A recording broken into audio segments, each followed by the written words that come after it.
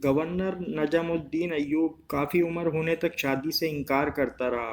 ایک دن اس کے بھائی اسد الدین شیرکو نے اس سے کہا، بھائی تم شادی کیوں نہیں کرتے؟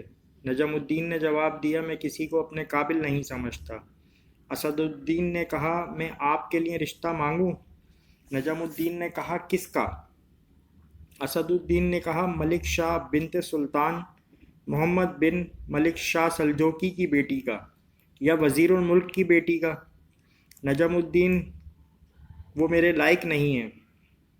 اسد الدین حیرانگی سے، پھر کون تیرے لائق ہوگی؟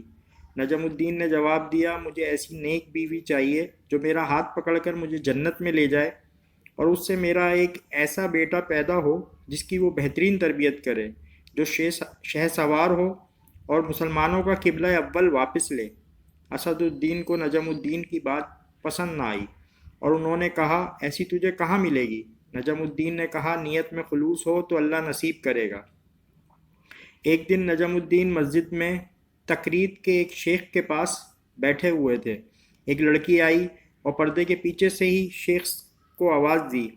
شیخ نے لڑکی سے بات کرنے کے لیے نجم الدین سے معذرت کی۔ الدین سنتا رہا، شیخ لڑکی سے کیا کہہ رہا ہے۔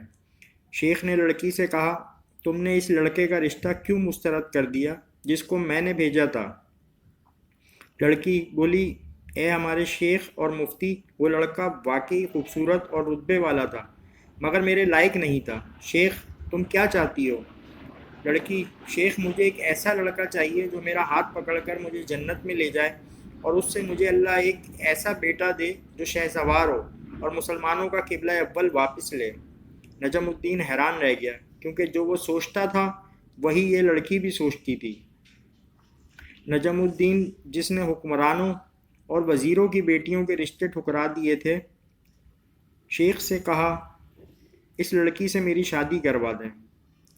شیخ بولا، یہ محلے کے سب سے فقیر گھرانے کی لڑکی ہے۔ نجم الدین بولا، میں یہی چاہتا ہوں۔ نجم الدین نے اس فقیر متقی لڑکی سے شادی کر لی، اور اسی سے وہ شہ سوار پیدا ہوا جسے دنیا سلطان صلاح الدین ایوبی رحمۃ اللہ علیہ کے نام سے جانتی ہے، جنہوں نے مسلمانوں کے قبلہ اول بیت المقدس کو آزاد کروایا۔